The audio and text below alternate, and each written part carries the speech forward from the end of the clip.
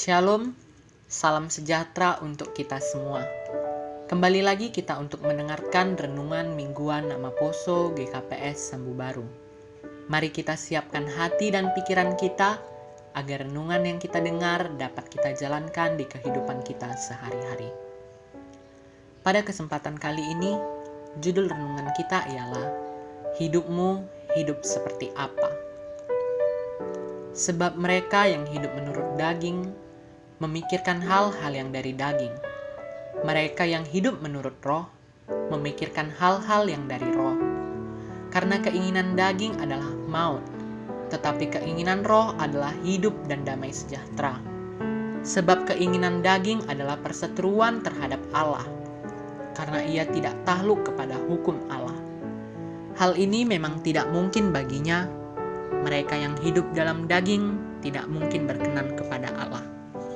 Roma 8 ayat 5-8. Ada sebuah ilustrasi menceritakan 3 orang pemuda yang memiliki kehidupan yang sangat berbeda.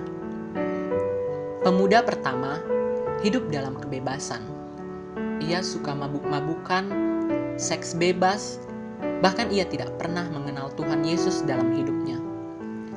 Pemuda kedua memiliki hidup sama seperti pemuda pertama, tetapi pemuda kedua menyelaraskannya dengan rajin ke gereja untuk memuji dan memuliakan nama Tuhan. Pemuda ketiga memiliki kehidupan yang sangat terbalik dengan pemuda 1 dan 2, di mana pemuda ketiga ini hidup dalam Tuhan. Ia anak yang rajin, berbakti pada orang tua, serta sering ke gereja untuk memuji dan memuliakan nama Tuhan. Saudara-saudariku yang terkasih di dalam nama Tuhan, dari ilustrasi kehidupan di atas, bisa kita lihat bagaimana kehidupan orang-orang yang hidup dalam keinginan daging.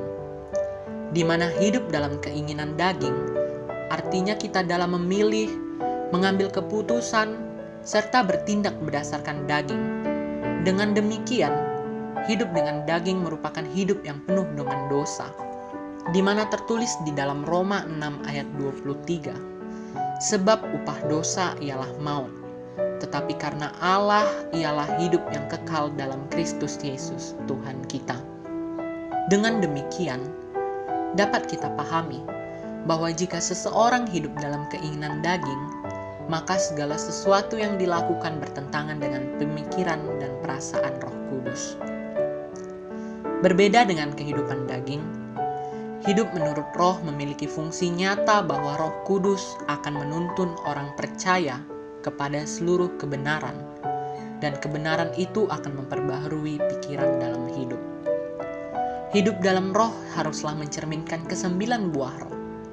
Tetapi buah roh ialah kasih, sukacita, damai sejahtera, kesabaran, kemurahan, kebaikan, kesetiaan, kelemah lembutan, dan penguasaan diri.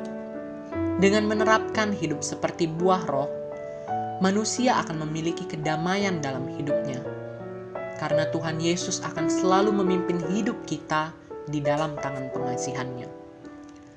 Oleh karena itu, saudara-saudariku terkasih, hidupku, hidupmu, hidup kita, hidup yang bagaimana? Apakah keinginan daging hidup di dalam kita, atau Roh Kudus yang bekerja dalam hidup kita? Amin.